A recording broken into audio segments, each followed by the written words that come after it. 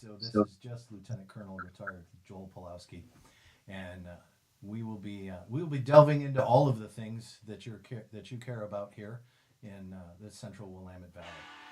Now, next up though, be sure to go find the like button and give that thing a gentle caress, and then find the subscribe button and subscribe, and then share this broadcast out far and wide for those of you on the YouTubes and the Facebooks and all that stuff. All right, and so we're going to start at the beginning today and talk about some interesting stuff. And this is what I mean by start at the beginning. Genesis 1. In the beginning, God created the heavens and the earth was without form and void, and darkness was on the face of the deep. And the Spirit of God was hovering over the face of the waters. And then God said, "Let there be light," and there was light. And God saw the light, and it was good. And God divided the light from the darkness. And God called the light day, and the darkness he called night. And so the evening and the morning were there than the first day. Then God said, "Let there be a firmament in the midst of the waters, and let it divide the waters from the waters." And thus God made the firmament, also known as the earth, and divided the waters which were under the firmament from the waters which were above the firmament. And it was so. And God called the firmament heaven. And so the evening and the morning of the second day. Why do I read this? Well, there was a very interesting story that came out just a little bit ago. And if you guys haven't been paying attention to it, the Webb telescope was taking pictures of the beginning of the universe, which they say is roughly 14 billion years old. And at this point, there are Okay, sorry. I they've think I looked fixed back it. roughly 13 and a half billion I years, changed the setting and they to try are to get looking the at audio old photos media to play, of the universe. it appears that I was doing And these something. photos That's what you show wanted it fully turned formed off previously, galaxies so it's no 500 longer million echoing years now, right? into the start of the universe. And why is this an issue? Well, according to scientists, this broke the universe, and Really? because they call these fully formed galaxies universe breakers, which I think they've got that one backwards. The issue here Okay, is hold not on. that the Think you're universe is there. broken. It's I'm that gonna our I'm scientists gonna were actually wrong about the formation of the Can you universe. still hear it?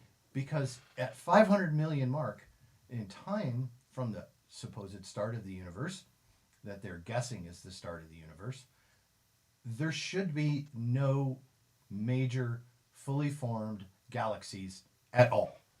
There should Okay. be some pseudo galaxies, some I new unplugged the mic ones, some from the very compressor rough completely. in, I had in them muted to nature turn it all the ones. way down, That but was the original I'll just plan unplug them until this Sorry photo about came that. I didn't realize we only had into one being and was speaker today, discovered. and so I set up for three. Yeah, Using the telescope that just but literally yeah, looks back in time. I'll just know next Because time as that you know, the farther to away you are unplug from them something, because time travel or time, okay. it takes time for light to travel. There, I'll get that out. So the basis of a lot of the science that we deal with on a daily basis here is just that. It is conjecture. It is guesswork. You were hearing Okay, me? and for those of you that don't believe me, yeah, well, okay, fine. Just go ahead and remember.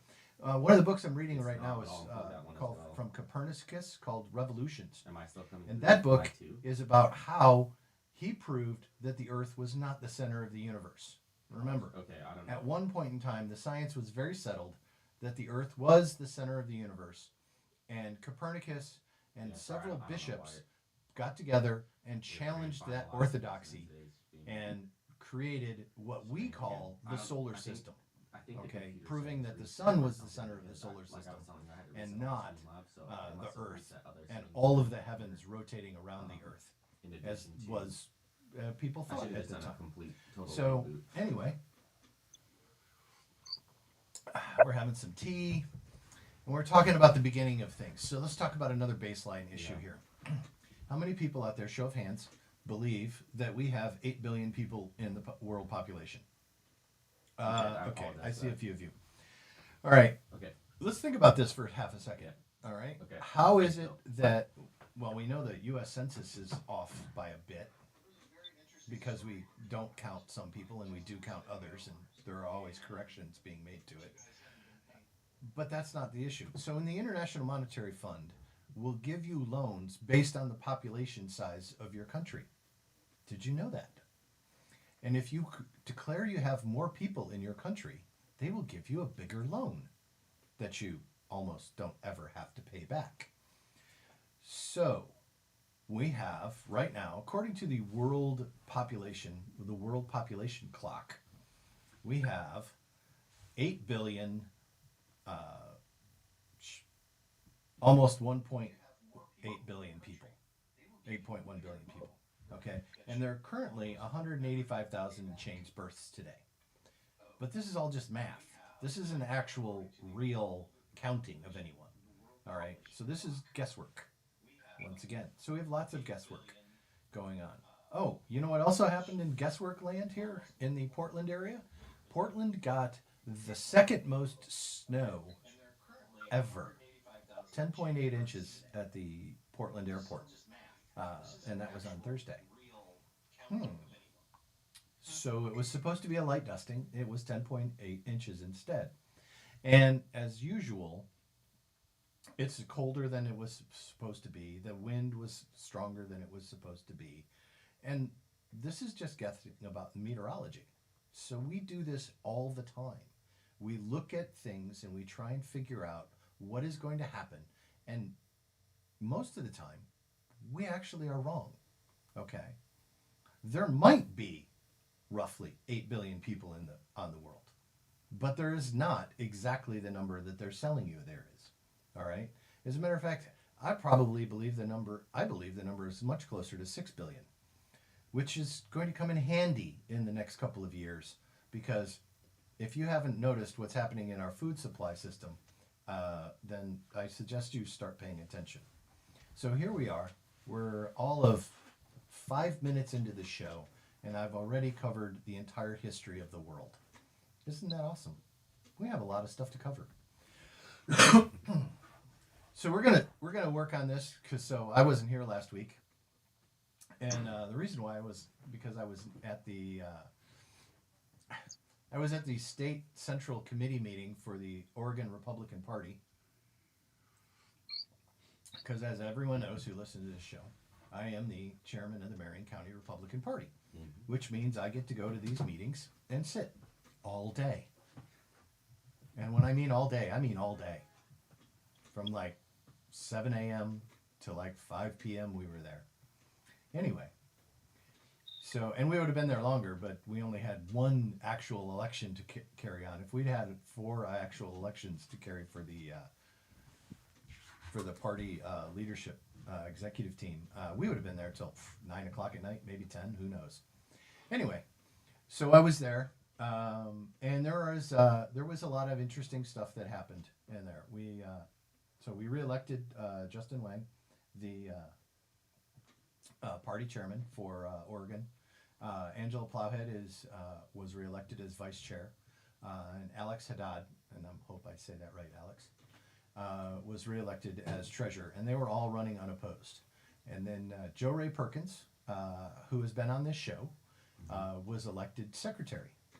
All right, and so we have a new team for the next 2 years. Cross our fingers that they last 2 years, unlike the previous regime, which bowed out rather quickly. But anyway. So that's one of the things that happened there. And there was other interesting things that happened there. And to give you some background on what is important for why the Oregon Republican Party actually matters. If you haven't paid attention to or haven't known about the money that's coming into the Democrat Party of Oregon, they have had illegal funds come into them that they've admitted to in terms of $500,000. It's much more in terms when you look at actual candidates, and it's a range of 14 million in the last election cycle. So this is the kind of thing that we're facing. Okay, we have a corrupt Democrat Party that is fighting with illegal funds using they got the money from FTX, which stole the money from the investors of that company. Okay, and so that $500,000 single donation is currently under question and under investigation by the Secretary of State. There's been a fine levied against the Democrats for not reporting it on time in terms of $35,000. They will have to pay the fine. They're going to fight it, but they'll have to pay the fine. And then, as we get through that process, there's a possibility of a criminal referral as well. And there are folks that think that the person who should investigate this is not the Attorney General, who happens to be a Democrat, but should be the nonpartisan Paige Clarkson, who's the Marion County DA. All right, and that's what I would prefer to see, because our Attorney General has been very interesting in the way she's prosecuted some cases and defended some things, and been pretty partisan too. So I wouldn't expect a fair shake from her. Okay, so that's a little background. Here's another little background too. Paul Ryan did an interview, and on the interview, he said he would not be going to the RNC convention if Trump was the nominee. And to Paul Ryan, I say, deal. You don't go. Okay, and why does this matter? Why is Paul Ryan talking about this stuff? Okay, well, if you may not remember, but if you go back to the 2016 convention, okay, there was an attempt by Paul Ryan and others to short circuit or substitute himself for President Trump in the nomination process and steal the nomination from Trump. And this was being worked out on a floor fight. One of the people that stopped this from happening was the Oregon National Committee man, Solomon Yue. And the reason why we care about this is because Trump is running again in 2024. Okay? And the people at the RNC are very interested in making sure that Trump does not get the nomination again. Right now, if you look at the polling, he's a shoo-in for it. Okay? Yes, there was a there was a poll put out this week, and Trump had 52% of the Republican electorate for the nomination. And and Ron DeSantis was at 24%, Nikki Haley was at 12%, and those were the only three people that were listed there, and there were some, undecideds as well. So that means I'm starting to hear myself now. The establishment is scared straight. Scared stiff about having Trump as the nominee. And we saw in East Palestine this week, where he showed up and provided some real leadership. If we see that Trump for the next 18 months, he wins the presidency, and he probably wins 40 states, and they would have to come up with 120 million fake votes in order to defeat him. All right. So what we need right now is people that are on the side of President Trump.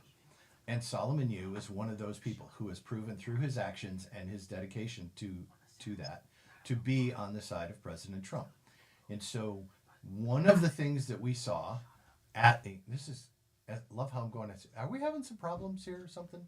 We're having sound issues. Can people hear me at all? They can hear you. Okay, good. All right. It's just not loud enough sometimes. Okay. I'll yell. Being glitchy. Okay. Sorry. All right. Yes. All right. So anyway, back to the state central committee meeting. Okay. So why do we care about this? Well, because in the morning of the state central committee meeting, there was an effort to suspend the bylaws. And the reason why you suspend the bylaws is so you can have nominations from the floor.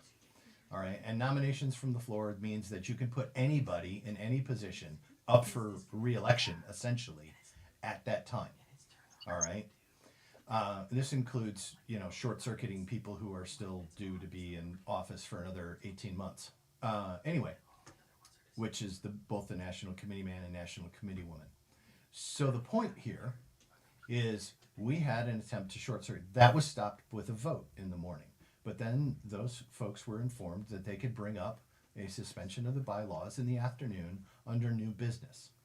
Well, under new business, okay, an interesting thing happened in the back of the room. And not many people actually turned around and noticed this. I don't know, okay, but I knew about it.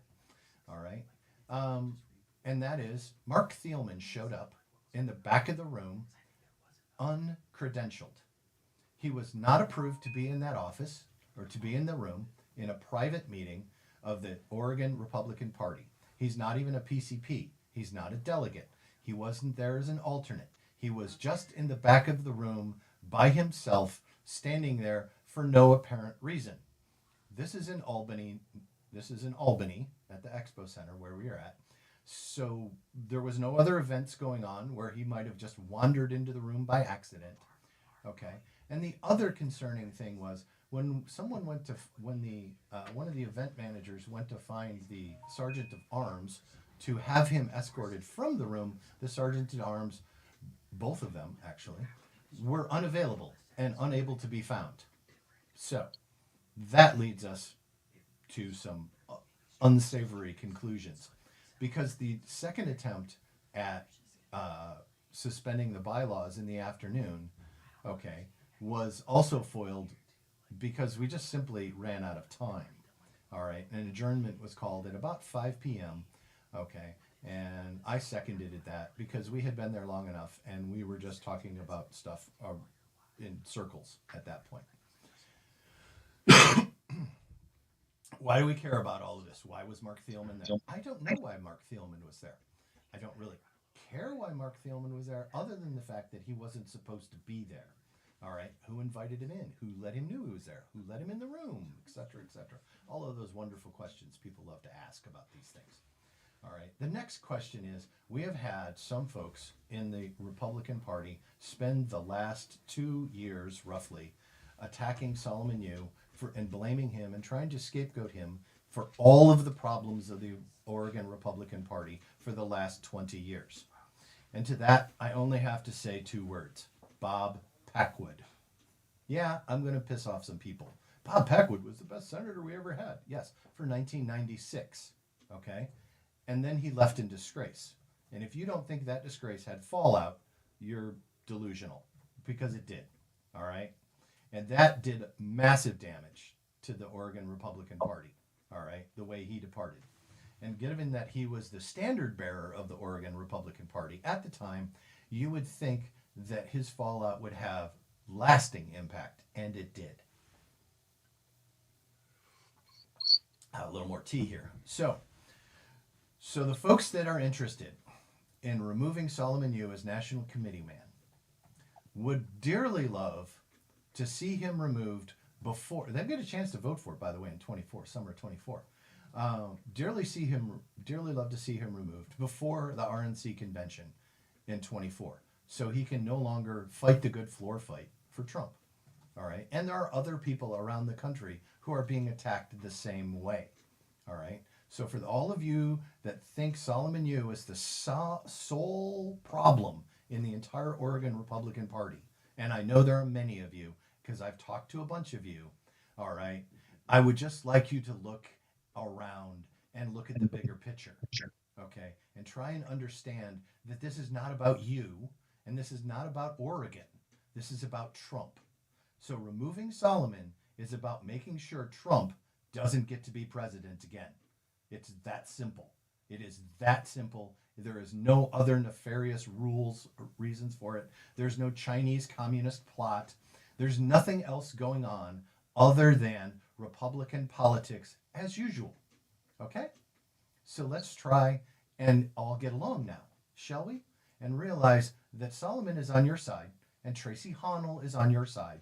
Okay? And even though they all make mistakes and they don't all work as the way you want them to work, okay, they're both on the side of Oregon. And that's what we need.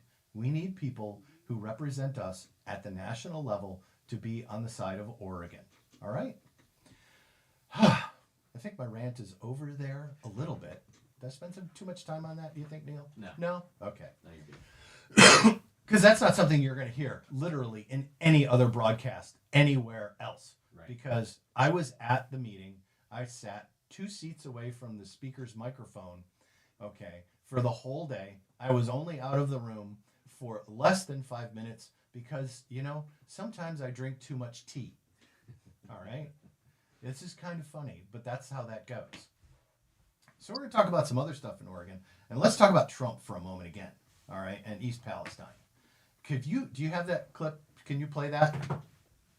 Let's get that thing queued up, and I'll talk about this here. So Trump went to East Palestine on Wednesday, and he brought with him Trump water and McDonald's and other stuff. So as soon as you get that ready, let me know. All right, and then we will we'll play this, and I'll try and set it. So he is signing hats in this clip. For those of you that are on the radio and can't see it, he's signing hats, surrounded by people. They're yelling out his name and they're talking to him, and he's talking back. All right, so go ahead, Neil. It's playing, but it's not doing the audio. We could do the visual for our YouTube. Okay. So for those of you that are doing on YouTube, you can see him. He's wearing his hat. Says 45 on the side. He's handing out hats, by the way, and signing them there that said 47. So it's tough. You can't see it in this video, but the description I read elsewhere said so. All right. So what you saw in this event, okay, was the Trump that everyone fell in love with in 2016 and 2015. All right. He was the man of the people Trump that absolutely blew away the establishment, and no one was able to stop. Okay. Ted Cruz, by the way, gave it probably the best shot of anybody, and he wasn't even considered establishment at the time. So if you realize, when you think about the way the 2016 election went and the primaries for that, the two guys standing at the end were both non-establishment from the Republican Party. All right. So there was no trouble for people like myself, by the way, who supported Ted Cruz. Okay. And I voted for him in the primary here in Oregon. All right. But I had no trouble supporting Trump once he became the nominee. I was like, we're all in on that one. Okay. There was no issue there because many of the same issues that Ted Cruz was pushing were the same issues that Trump was pushing. They were just coming at it with different language. All right. So compare that in the same day that Trump is in East Palestine, okay, bringing food and aid, and he brought money as well to these folks. All right. And attention. Most especially, he brought worldwide attention to this problem. All right. And this problem was deliberately set up. So we could talk about the train derailment. But most people have already kind of covered that and know that, it really was, yes, it was an accident. It was an avoidable accident. And the aftermath was just deliberately ridiculous.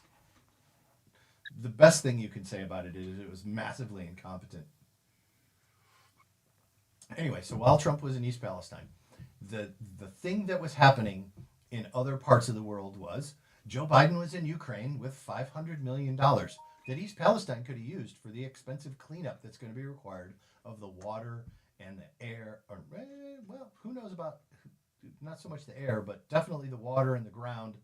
Okay, vinyl chloride and, phosgene gas, which, by the way, was a chemical agent used in World War I in trench warfare, okay, was unleashed on these people. Okay, I mean, this is literally chemical warfare was unleashed on the people of East Palestine.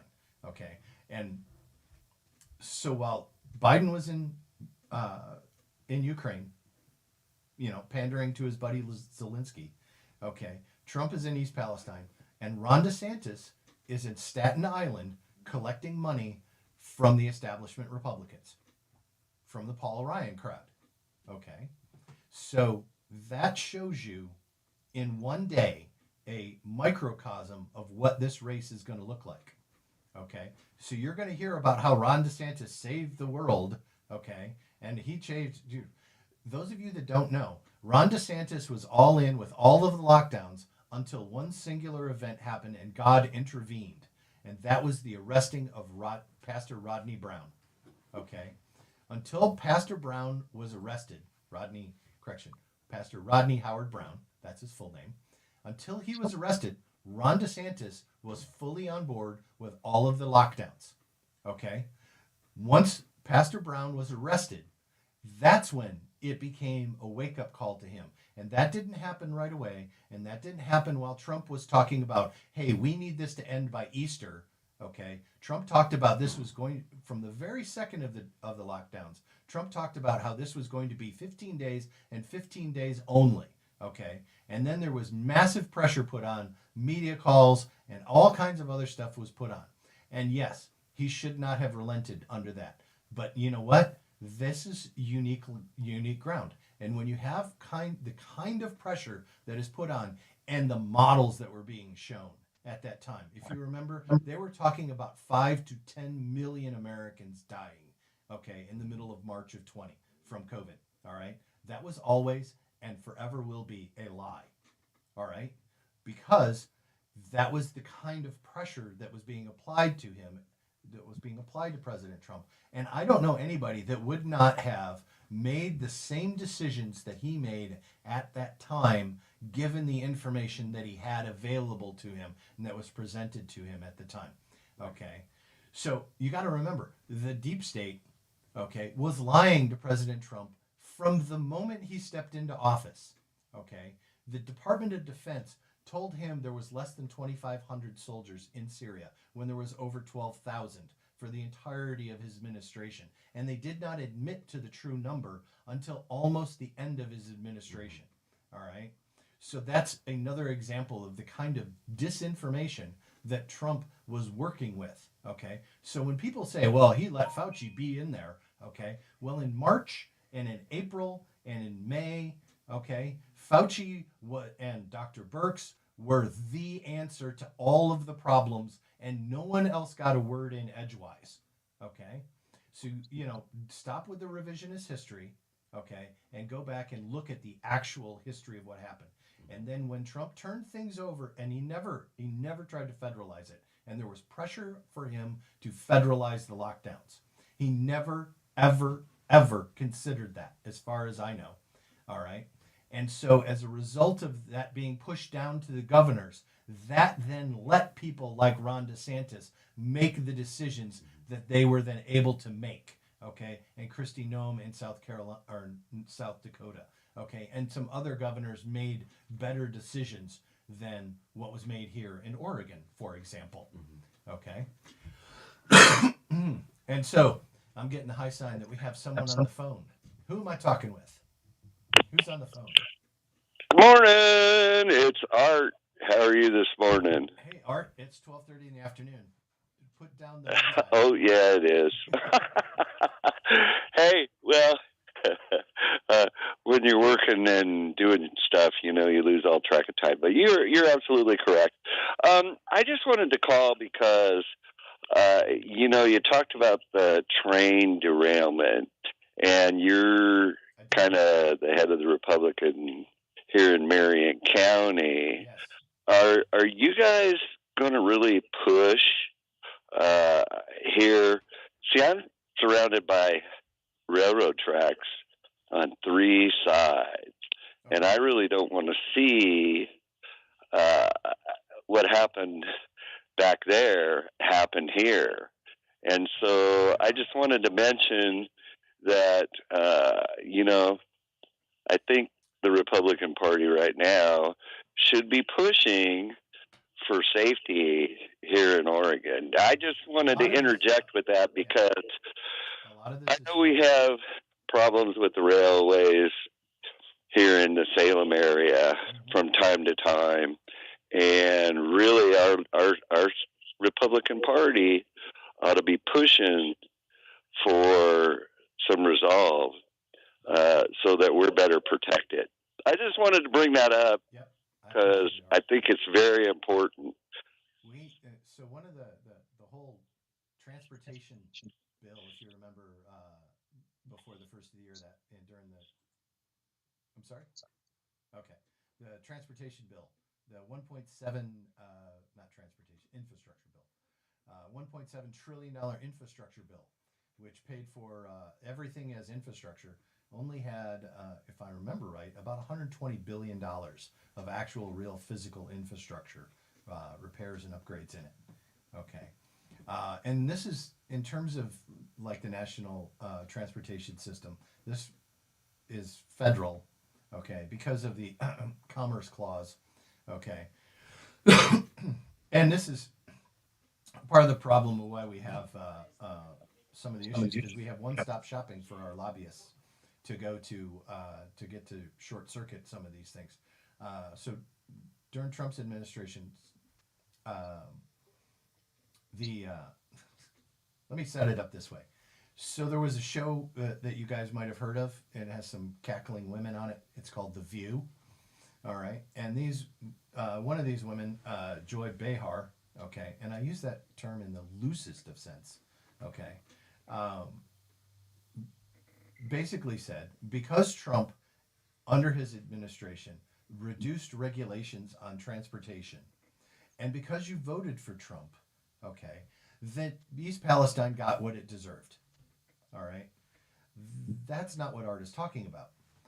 What Art is talking about is that when you have something like last fall, the chance for the railway workers and the railways themselves, the companies, okay, to sit down and negotiate a contract, okay, and one of the biggest complaints that the railway workers had was the lack of safety involved in transportation on the rails in terms of inspections, okay, because they were shortcutting inspections, okay, and they were shortcutting maintenance, all right, okay, and they wanted more inspectors, all right, and they wanted more money spent on maintenance for the tracks, okay, because the guys who are working those trains are riding on them when they derail, in case you didn't know, all right. So if you're riding on something and your life is on the line, you probably want it to work, okay? That's why airline pilots care about maintenance as well, all right? So during that negotiation last fall, where the railways were talking about striking, the railway workers were talking about striking and came real close to it, all right? They got overridden by Joe Biden and the administration to keep basically the same standards in place, okay, for maintenance and inspections happening. All right. So that is written in the contracts. That is not written so much into the regulations. All right. The contracts between the workers and the companies decide how many people will be doing inspections, how many inspectors there will be. Okay. And it does have an impact on how much maintenance is done because it decides how many maintainers there are. All right. And those two things had more to do with the accident in East Palestine than anything else in terms of the government regulating it, okay? The government never regulates proper maintenance, okay? They only regulate things like you have to have X number of wheels touching the track on time. I'm making stuff up here, okay? But, you know, OSHA will tell you that the banister has to be 30 inches tall, okay? They won't tell you the banister has to be welded properly, all right? They'll assume that part, all right? And if the person who's putting the banister in there is not doing good work, well, the banister will fail, regardless of the regulation. So we'll see that kind of stuff come up more and more as our infrastructure continues to crumble. By the way, I saw a picture of a train tracks, train bridge this week, and it was two spans of the bridge were literally held together on the post that was holding the two of them up. It was held together with chains, like one wrapped band of chain.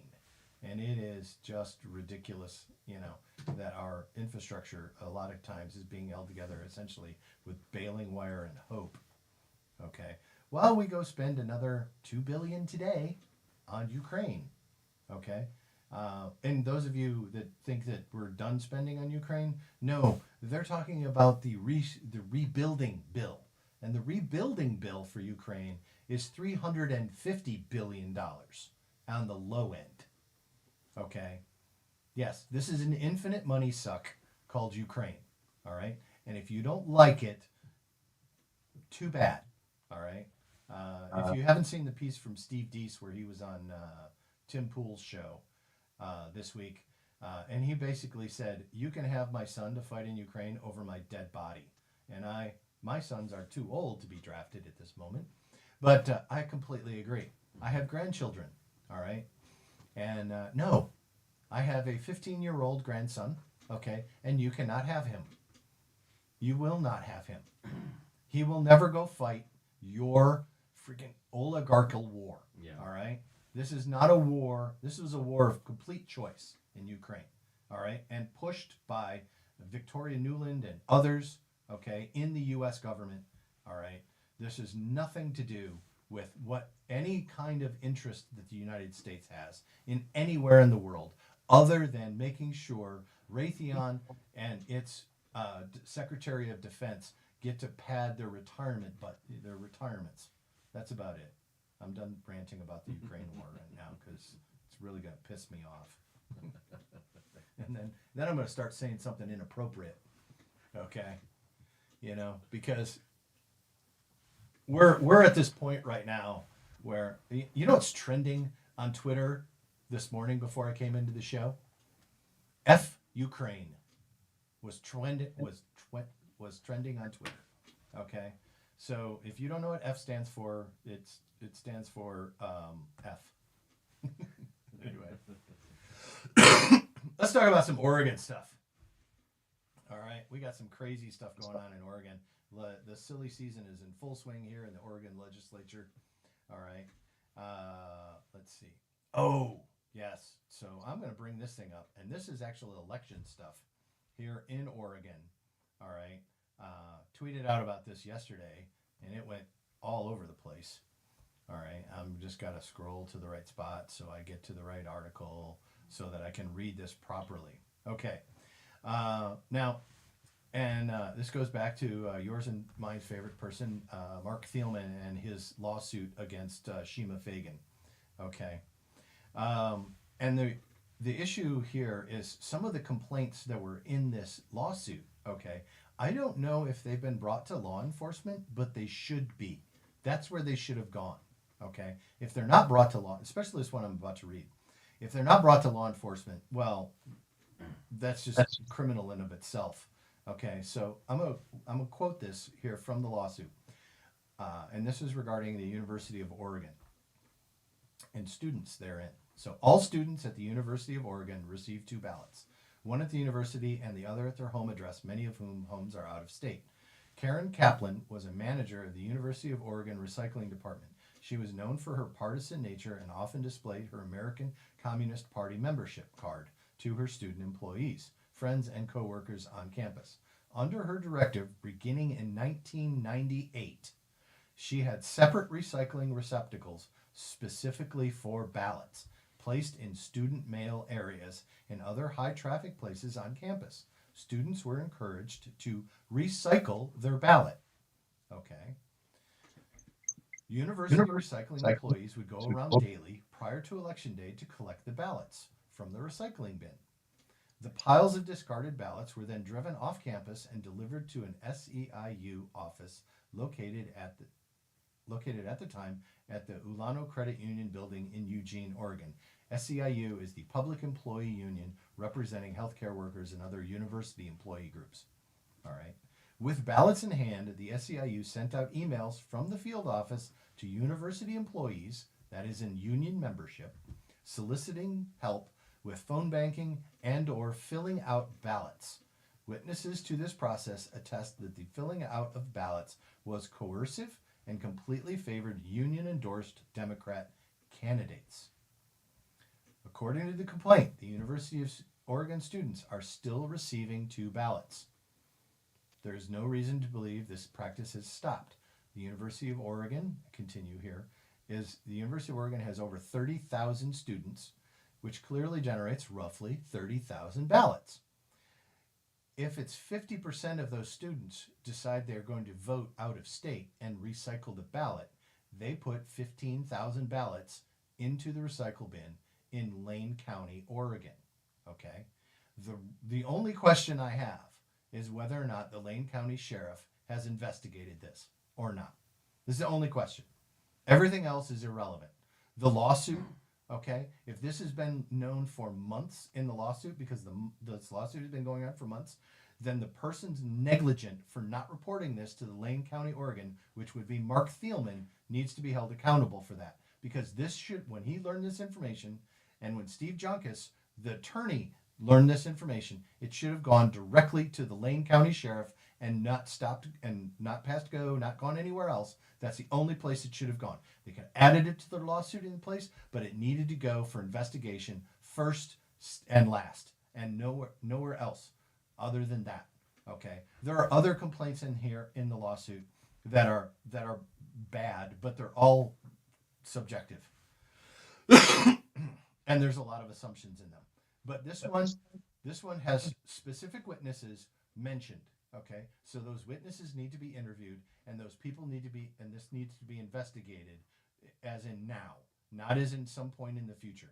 Okay, so if you have not turned this information over to the Lane County Sheriffs, you need to do so now, not at some point in the future when you're done with this lawsuit, or whenever. Because, by the way, putting this in your lawsuit opens you up to perjury, so it better be true. That's all I'm saying. That's an Oregon thing. We got other Oregon stuff to talk about too. We have universal control care coming through the pipe. All right, and for that, I'm just going to tell you a personal story. All right, so universal health care is now part of the Oregon Constitution, the right to health care. All right, and now there's a bill in the Oregon legislature to create a board that would manage this health care. Okay. I'm hoping it will get voted down because it probably requires an increase in funding, and the Democrats no longer have a supermajority, so getting additional funding stuff is going to be difficult for them. But I was in the Army for nearly 30 years. And for those of you that don't know what it's like to be in the military, that's called universal health care when it comes to your medical care. You don't get to choose your doctor. You get whoever is available, all right? And you get who's ever on shift at the time, all right? If you go into a clinic, all right? So I have had experiences where I have had to take a soldier into the hospital. This happened at Fort Hood when I was a lieutenant. Took a soldier into the hospital who had been injured while working in the motor pool. All right. He had a dislocated right shoulder. So in order to fix him, they fixed his left shoulder. Let me say that again. Okay. His right shoulder was dislocated. So they took his left shoulder and dislocated it. And sent him home with two dislocated shoulders. Because they matched at that point. It was rank incompetence, okay?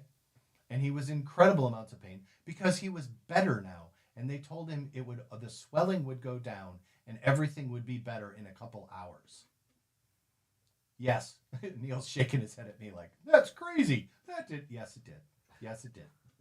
Okay. Yes, it did. So yes, we took him back.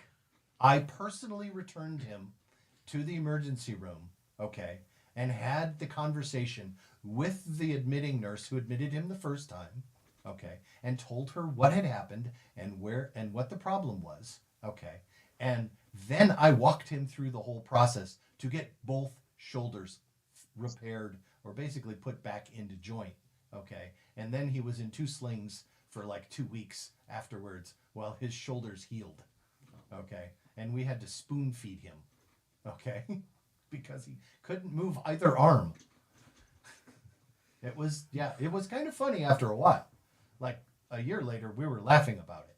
But at the moment, it was pretty bad. Okay. And that's a simple thing, really, in terms of medical issues. Okay. My own personal issue where I had was I got to experience the Australian healthcare system at its finest. For those of you that don't know, Australia has a dual system. It has a universal public system that's available to everybody. And then if you've got enough money, you can buy some health insurance as well. So even if we have health insurance here that's a universal health insurance, private insurance is not going away, by the way.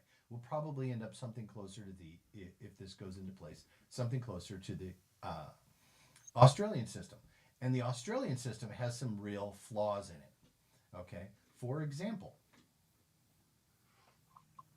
when I got there, and this was in the summer of '06, we met a man who was working at the local grocery store. And over the next couple of months, he became friends.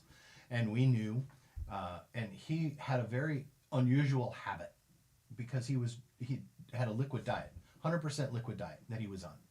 And once, you ask the obvious questions, everything's liquid. Why are you eating everything liquid? Well, he had a hole in his esophagus. And so he had to drink everything with a long straw that actually kind of sort of intubated himself with. And he was used to it. And I could only imagine getting used to that. I would not want to. So did he have a hole in his esophagus? He looked perfectly healthy. Well, apparently 8 months before, he had been in an auto accident. And when the impact on the steering wheel in the car had injured him and caused the tear in his esophagus, and then it basically healed. So he needed surgery, which was outpatient surgery, by the way, to fix the tear in his esophagus. Well, since that was considered an optional surgery and non-critical, because he could still eat with a liquid diet, he then got to experience the joys of eating a liquid diet for nearly 3 years. All right. So the entire time that I was there, which was almost 2 years, he was on a liquid diet. He finally got the surgery about 8 months after I left. Okay. In that time, he dropped from 250 pounds to about 120. Okay. And the reason why he was given the surgery was not because the esophagus tear was critical. It was because his weight loss had become so bad, he was literally in danger of starving to death. All right? So that's when the Australian medical system was willing to act. Okay? That's universal health care. Second story. I've got a bunch. This is all in 2 years. This is just from people I knew by. So he had another friend. She actually got in an accident herself, although it was falling downstairs, and she injured her knee as a result. Okay. And because she was in her mid-60s, she ended up having to have knee reconstruction as a result. So this is from an accident, falling down. But because she was overweight, okay, by about 50 pounds, the Australian system said, we're not going to give you your knee surgery until you lose 50 pounds. So did they give her the option of losing 50 pounds by herself? Nope. They required her to have lap band surgery in order to lose the weight. She was not given an option about which kind of surgery, weight reduction surgery she wanted. She could have had liposuction, and they could have sucked 50 pounds off of her. Okay? Nope. She was required to have lap band surgery. Okay? Which is a very intensive surgery, which is general anesthesia, and is much more riskier than many other versions of weight reduction surgery. Long story short, she got the lap band surgery. She lost the 50 pounds. She got the knee surgery, okay? But it took the better part of 3 years for all of that to happen, okay? In the meantime, okay, while she was waiting to lose weight, while she was waiting nearly 6 months for the lap band surgery, while she was waiting to get the knee surgery done, okay, it was, her knee basically became fused, all right, because of the damage that was done to her knee. It was never healed. So she ended up with a full knee replacement instead of a corrective surgery to repair the damage, all right? And so as a result of waiting, there was a much more expensive, much more intensive surgery required that had a much longer healing time and recovery time as a result. Okay, now here's my story. So, the Queen's birthday weekend of 2007, that Friday, I developed a fever. And I went into the local hospital with a fever of 105. I have no clear recollection of this because I was obviously a little out of it with 105 fever. Okay. I was told later, okay, that I was sent home with a prescription for Motrin, okay, and told to come back on Tuesday when the long weekend was over with my 105 fever. Now, why do you ask? Well, because 105 and a fever is fatal. That's why. Okay? It can be. All right? And when I got sick, even as a small child, I developed high fevers. All right? So I'm very conscious of that. So not only did they send me home, I drove myself to the hospital. So with a delirious 105 fever, they told me to go home. So I drove myself home. I don't remember it. As a matter of fact, I remember heading to the hospital, okay, and from work, and saying, I really feel really, really bad. And I didn't feel that out of it. Didn't feel my fever was that high at the time. But it spiked on me when I was waiting to be seen in the hospital. I don't remember the initial consultation. Don't remember driving home. Don't remember being rechecked into the hospital. Don't remember my friend who ran the hospital calling the doctor in who had gone home for the weekend to prescribe antibiotics for me so that I could get better. I remember waking up at about 3 o'clock in the afternoon on Saturday. Okay. That's the next memory that I had after leaving work on Friday. With all the wires and tubes you can imagine that someone has when they're in the intensive care ward in a hospital. Okay. Packed in bags of ice. Yes, it was a little chilly. Sort of. Apparently I had gone through something like 28 bags of ice overnight. Okay. Yeah. Okay. Now, did the system work? No. Why do I say that the system didn't work? Well, because the system sent me home because it didn't want to bother the doctor on a long weekend. All right. If it had not been for a friend of mine, okay, all right, who was actually ran the hospital. She was the hospital administrator, okay, saw me driving out of the parking lot, okay, and went back in to ask why I was there, all right? If she had not done that, I would be dead, flat out. I would not have made it through the night, okay? Motrin had no effect whatsoever on my fever, all right? And that brings us to why we don't want universal health care. If you want to actually change health care and you want to change the way it's delivered, you do three things. One, you make it portable so you can buy your own health care plan when you're 18 and you keep it with you for the rest of your life. Okay, and you constantly pay into it. And it operates like life insurance or whole insurance or many of the other insurances out there in the world. Okay. Second, you make it so that you can buy across state lines and you can buy from anyone.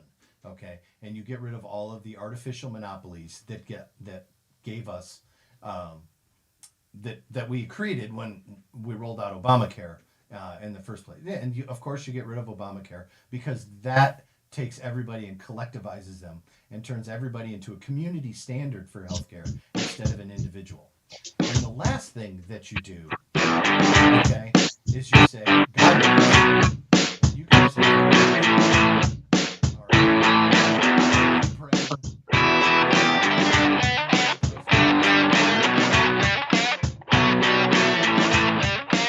That does it for this episode. And if you're interested in connecting with a community of